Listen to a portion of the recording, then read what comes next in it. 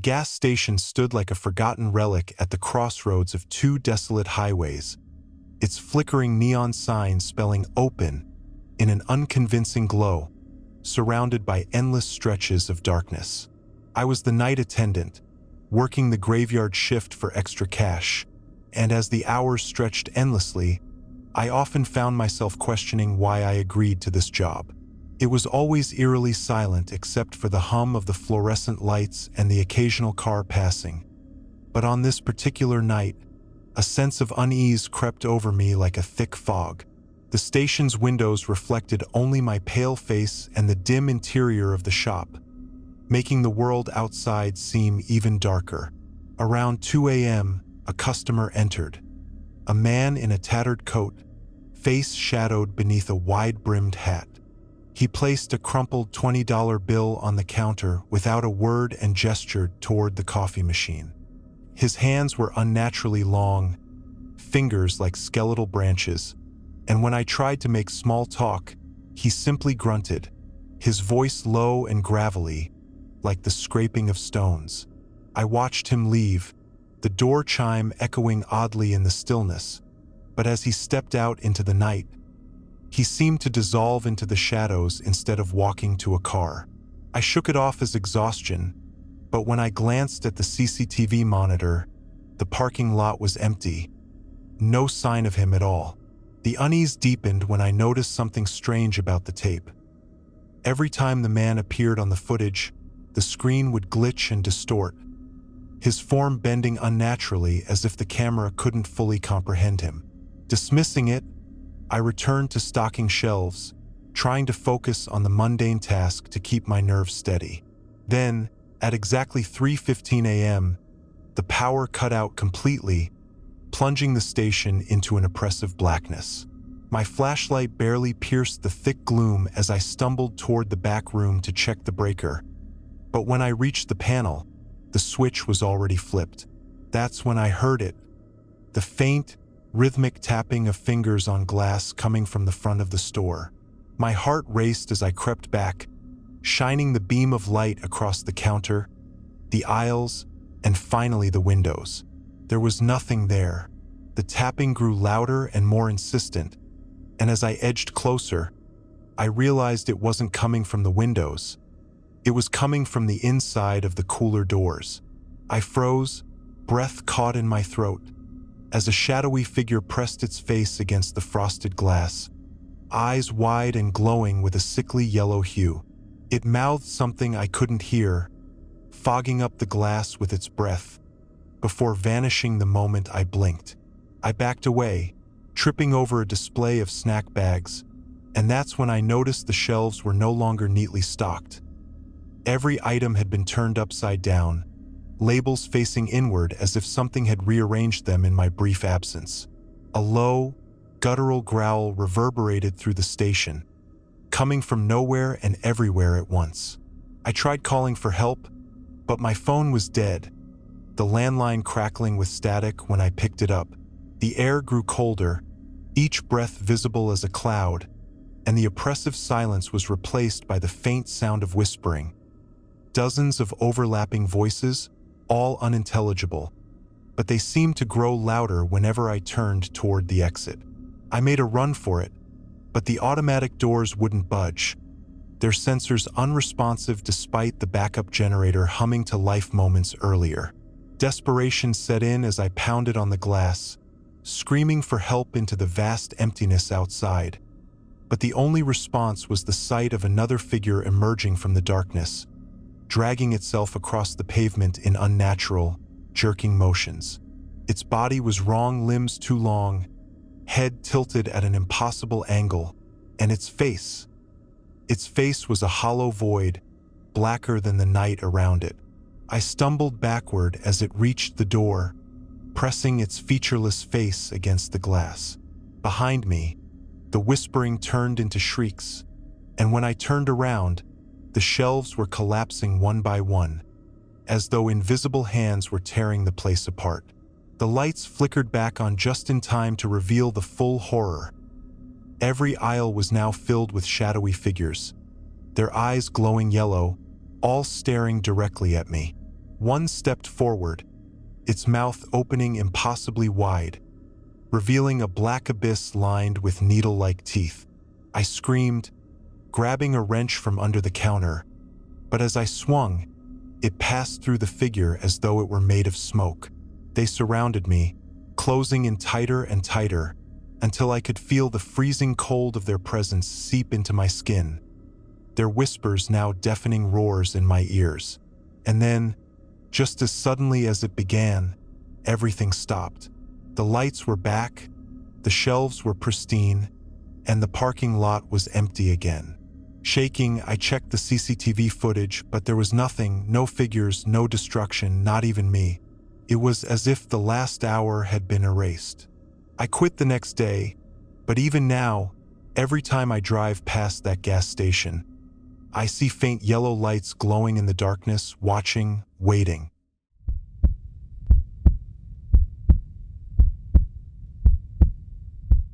The gas station was the only sign of life for miles.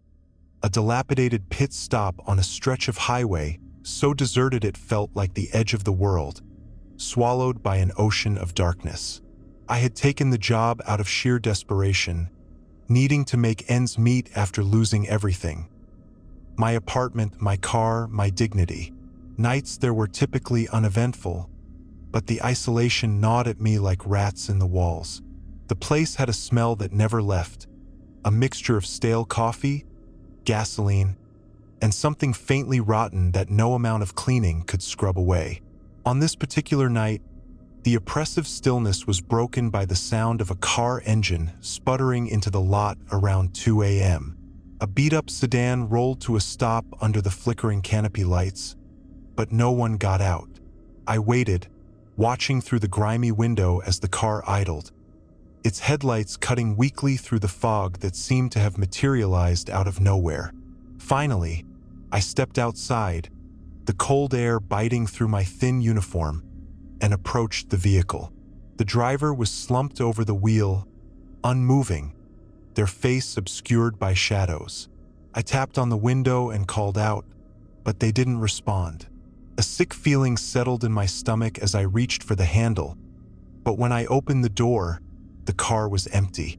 The engine was still running, the radio softly playing a staticky tune that sounded like distant wailing.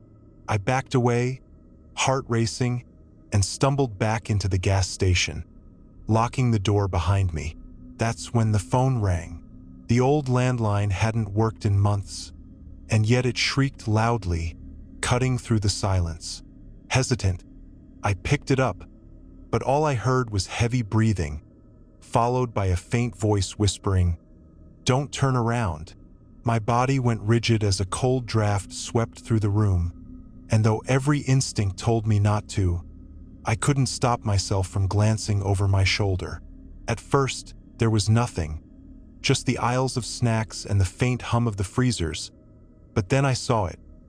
A figure standing at the far end of the station, barely illuminated by the weak fluorescent lights.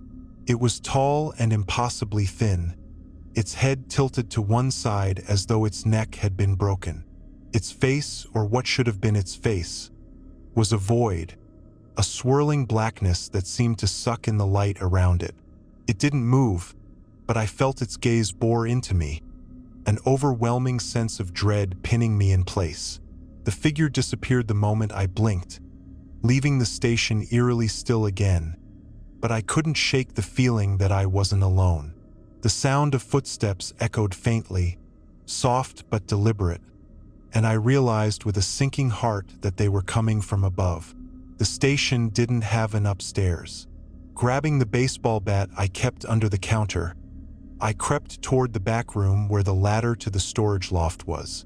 The air grew colder with each step, my breath visible in white puffs. I climbed the creaking ladder slowly, my pulse hammering in my ears, until I reached the top.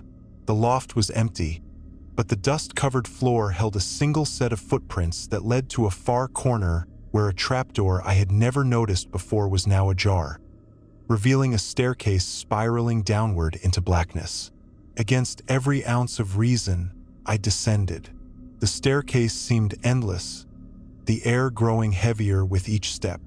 When I finally reached the bottom, I found myself in a cavernous room that couldn't possibly exist beneath the station. It was filled with rows of dusty shelves, each one lined with glass jars containing what looked like severed human hands, still twitching as though alive. The walls were covered in strange symbols that seemed to pulse faintly, as if alive themselves, and the air buzzed with a low, droning hum that vibrated in my bones. At the center of the room stood a massive stone altar, slick with something dark and glistening. I felt a presence behind me and spun around, but there was nothing there. When I turned back to the altar, a figure now stood beside it. A man, or at least something wearing the skin of a man. His features were grotesquely stretched, his mouth too wide and filled with rows of jagged teeth, his eyes glowing with a sickly yellow light.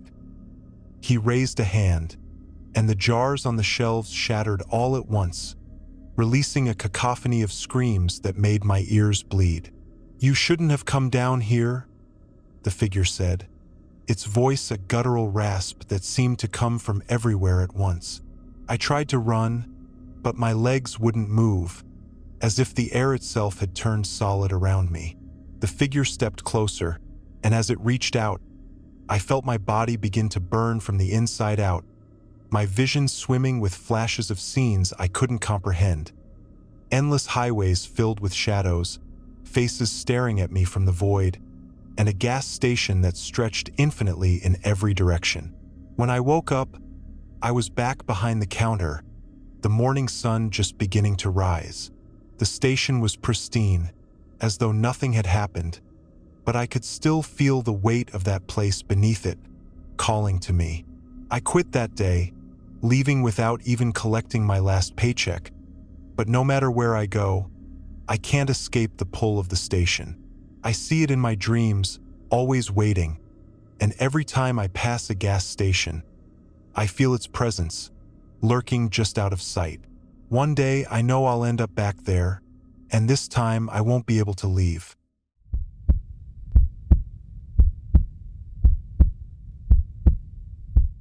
I'd worked at the gas station on Route 7 for only a month when I started noticing things that didn't add up. But the pay was good enough to keep me quiet, even when the weirdness became impossible to ignore. It was the kind of place you didn't find unless you were lost. No GPS signal, no landmarks, just an old, flickering sign advertising gas, snacks, and cold drinks, in letters so worn they barely glowed.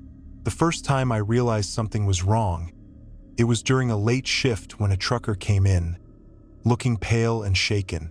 He bought a bottle of water and asked if I'd seen a woman in a red dress on the road. I hadn't, but before I could press for details, he muttered something about following her eyes and sped off, leaving his change behind. That night, I locked up early, a nervous chill settling over me as I heard faint footsteps on the roof. The manager had warned me about animals getting up there, but when I checked, the ladder was slick with what looked like blood, and the air smelled like burnt hair. Over the next few nights, the strangeness escalated. The security cameras would glitch, showing static that occasionally resolved into distorted faces staring straight into the lens, their mouths opening wide as if screaming, though no sound came through. Customers began leaving without saying a word, their eyes glassy and unfocused, like they were sleepwalking. The air inside the station felt heavier, too, like something unseen was breathing in the corners. Then there were the shadows. At first, they seemed like tricks of the flickering fluorescent lights, just shapes moving along the walls, darting out of the corners of my vision. But they grew bolder. One night, as I restocked the shelves, a shadow in the shape of a man stretched across the floor, even though there was no one there to cast it. It moved as I moved, following me closely, and when I stopped, it didn't. That was when I started carrying a knife in my pocket, though I knew deep down it wouldn't help. One Friday night, a woman came in, her face pale as wax and her lips trembling. She didn't speak, just placed a bundle of cash on the counter and pointed toward the back freezer. Confused, I followed her gesture and opened the door, only to find rows of meat that I didn't recognize. The cuts were too clean, too deliberate, and the smell was rancid, like decay mixed with antiseptic. When I turned back to the woman, she was gone, and the door to the freezer slammed shut behind me. I pounded on it, screaming for help, but no one came. After what felt like hours, the door swung open on its own, revealing the station empty and quiet, the clock stuck at 11:11. I considered quitting after that, but something about the station wouldn't let me leave. Every time I tried to drive away, the road seemed to loop back, depositing me right in front of the pumps. Even when I walked down the highway, the station reappeared, its flickering sign taunting me. One night, desperate for answers, I climbed down into the basement, a forbidden area that the manager had explicitly warned me to avoid. The stairs creaked underfoot, and the air grew colder the farther I descended. The basement was massive, far larger than the station above, with walls lined in mirrors that didn't reflect me but instead showed scenes of people I didn't recognize. Men and women screaming, running, hiding in places I'd never been. At the center of the room was a pit, surrounded by strange symbols etched into the concrete. The pit was deep and black, and from its depths came a low, guttural growl that made my skin crawl. I backed away, but as I turned, I saw my own reflection in the mirror nearest me, only it wasn't me. The thing in the mirror grinned, its teeth jagged and its eyes hollow, and it mouthed the words, "You belong here now." That was when the lights went out, plunging the basement into darkness. I ran, tripping up the stairs, but when I reached the top, the station was different. The aisles were filled with things I didn't recognize. Jars of pulsing, fleshy masses, cans with labels written in a language I couldn't read, and racks of candy that looked more like dried insects. The customers were different too, their faces too smooth, their movements jerky and unnatural. One by one, they turned to look at me, their mouths opening wider than should have been possible. I backed into the counter, gripping the knife in my pocket, but I knew it was useless. The shadow from before was back, this time rising from the floor like a living thing. It surrounded me, cold and suffocating, and as it enveloped me, I felt the station shift again. When I came to, I was standing behind the counter, the clock reading 12 o'clock, the station quiet as if nothing had happened. But I knew it wasn't over. I could feel it in the air, in the way the shadows seemed to ripple along the walls, in the faint growl that still echoed from below. The station had claimed me just like it had claimed the others, and now I was part of it. No matter how many customers came and went, no matter how many nights passed, I knew I'd never leave. The gas station wasn't just a place. It was alive, feeding on the fear and despair of those unlucky enough to stumble upon it. And now it had me, forever.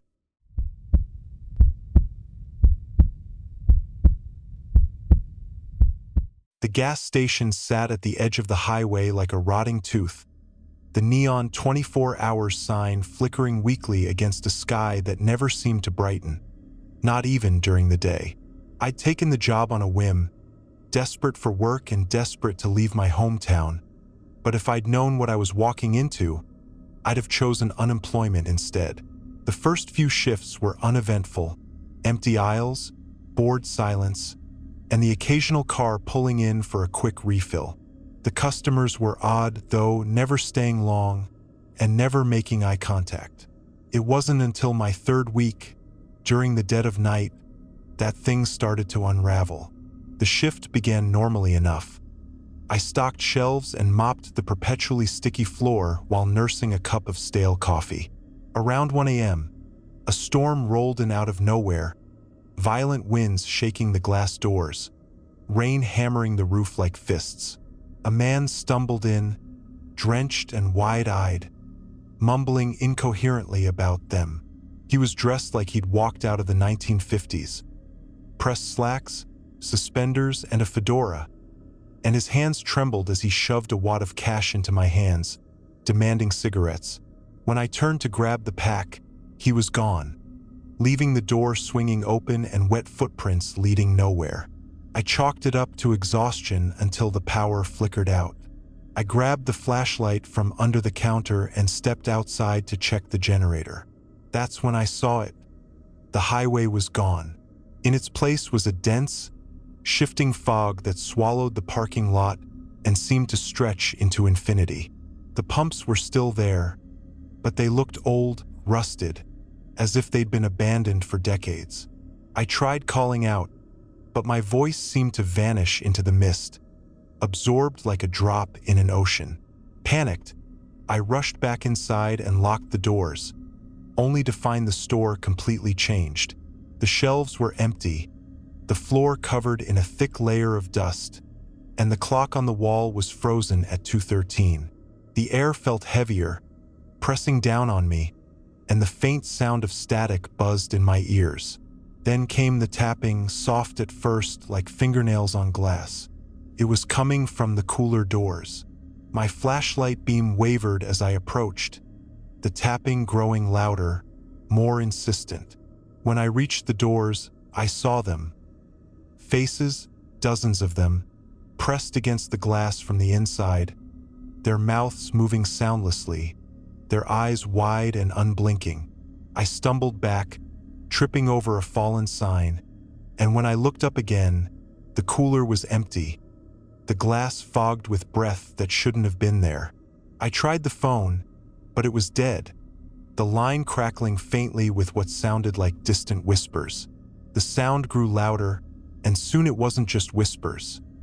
It was voices, overlapping, arguing, screaming, chanting in a language I couldn't understand. The walls seemed to close in as the shelves shifted, bending at impossible angles, their shadows writhing like living things. The doorbell chimed, and I whipped around, expecting another customer. But instead, the man from earlier stood in the doorway, dripping wet and staring at me with hollow, black eyes.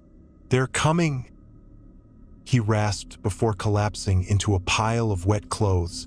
The lights flickered back on, but the store was wrong, impossibly bigger, with aisles stretching farther than I could see, vanishing into a darkness that seemed alive. The air reeked of decay, and the static was replaced by faint music, a warped, distorted version of an old jazz tune, playing from somewhere deep in the store. I should have left, but something compelled me forward, deeper into the aisles that twisted and turned like a labyrinth.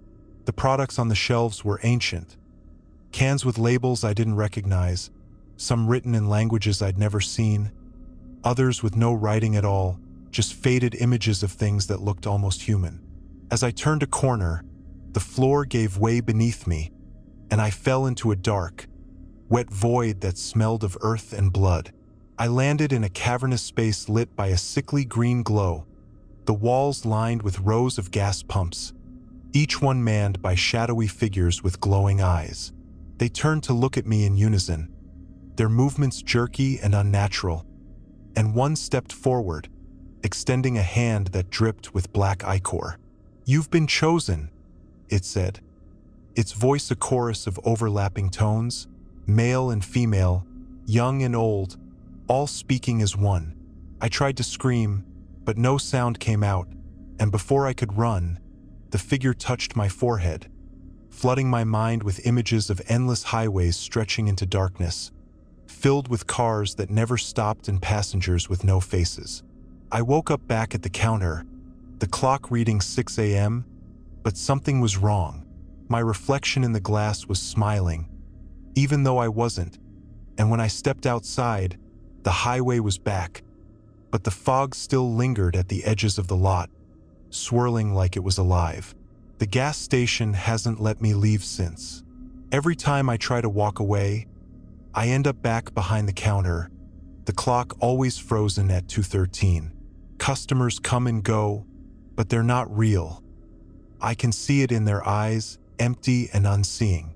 Sometimes, I hear the tapping again, or the whispers, or the faint jazz music, and I know that the station is alive, watching, waiting. I don't know how long I've been here. Days, weeks, years, it all blurs together. The only thing I know for sure is that one day, the fog will swallow me too, and I'll become part of it, just another shadow at the end of forever.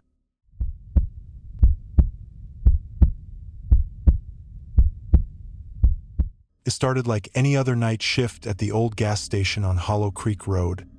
The kind of place you only see when your tank is running on fumes and your GPS has given up trying to find civilization. I took the job out of desperation, thinking the solitude might be peaceful, but I quickly learned that peace was a foreign concept here. The building itself seemed tired, its walls yellowed with age, the buzzing fluorescent lights more alive than anything else around. The station sat at the edge of a dense forest, and every night, the shadows from the trees crept closer, or maybe it was just my imagination. The first few nights were quiet, almost too quiet, with the occasional customer drifting in and out like ghosts, leaving behind a lingering unease I couldn't quite place. But then came the night I'll never forget. The night everything changed. It was a little past midnight, and the air outside was unnaturally still, the kind of stillness that makes your skin crawl like the world is holding its breath.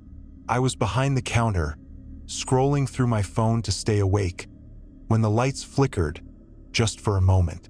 It wasn't unusual, given how old the wiring was, but this time, something felt off. When the lights came back on, a man stood at the far end of the store, his back to me. He wore a tattered coat, his shoulders hunched as if weighed down by something invisible. "Can I help you?" I called out, but he didn't move, didn't even flinch. Slowly, I walked around the counter, my unease growing with each step. As I got closer, I noticed his shoes. They were caked in mud, but the mud was black, glistening like oil. I hesitated, reaching out to tap his shoulder, but before I could, he turned around.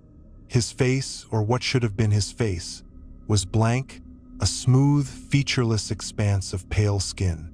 I stumbled back, nearly tripping over a display rack, and when I looked up again, he was gone, leaving only a puddle of that black, oily substance where he'd stood. I ran to the door, thinking maybe I'd imagined it, but the parking lot was empty, the night swallowing everything beyond the weak glow of the station lights. Shaking, I locked the door and went back to the counter, trying to convince myself it was nothing. That's when the phone rang. It shouldn't have, it never worked, just sat there collecting dust. I hesitated before picking it up, the receiver cold and heavy in my hand. "Help me?" A voice whispered, faint and crackling like static. "They're here." The line went dead, and as I set the phone down, I noticed the puddle of oil was gone, replaced by faint, wet footprints leading into the back room. Every instinct screamed at me to leave, but something stronger, curiosity, maybe stupidity, drove me to follow them. The footprints led to the storage room, the air growing colder with each step. I pushed the door open, and the light flickered on, revealing rows of shelves stocked with cleaning supplies and spare parts. But at the far end of the room, the wall was gone, replaced by a gaping black void. I stared, frozen, as the edges of the darkness seemed to ripple, and from within, something began to emerge. A hand, impossibly long and thin, stretched out first, followed by another, clawed fingers grasping at the air. The figure that pulled itself out was taller than any human, its body twisting unnaturally, like it was still learning how to move. Its face was a void, darker than the blackness it came from, and as it stepped forward, the room filled with a low, vibrating hum that made my teeth ache. I backed away, slamming the door shut and bolting it, though I knew it wouldn't hold. The lights in the store flickered violently, and the hum grew louder, reverberating through my chest. Suddenly, the hum stopped, replaced by a deafening silence. Then the power went out entirely, plunging the station into darkness. I fumbled for my flashlight, my hands trembling as I clicked it on, the beam cutting through the pitch black. That's when I saw them, dozens of figures, just like the man from earlier, standing motionless in the aisles. Their featureless faces turned toward me, and as my flashlight passed over them, they began to move, slowly at first, then faster, their jerky, unnatural motions sending shelves toppling over as they closed in. I ran for the door, but when I threw it open, the parking lot was gone, replaced by an endless stretch of forest. The trees towered over me, their branches twisting like claws, and the air smelled of rot and damp earth. I turned back toward the station, but it was no longer there. Just more trees, stretching endlessly in every direction. Panic set in as I stumbled through the woods, the faint sound of footsteps always behind me, though whenever I turned, there was nothing. Hours seemed to pass, or maybe minutes. I couldn't tell anymore, until I stumbled upon a clearing. In the center was the gas station, just as it had been, its lights flickering weakly against the oppressive darkness. I hesitated, but something compelled me to go back inside. The station was silent, empty, but as I stepped behind the counter, I noticed the clock on the wall. It was stuck at 12:01, the second hand twitching but never moving. The phone rang again, and this time I didn't answer. Instead, I sat down, staring at the door, waiting for whatever was out there to come back. I've been here ever since. The clock never changes, the phone keeps ringing, and outside, the forest waits, its shadows stretching closer with each passing moment. Sometimes, I hear footsteps on the roof or whispers in the aisles, but I don't bother checking anymore. The station has claimed me, just as it's claimed everyone else who's ever worked here. And now it's waiting for its next victim.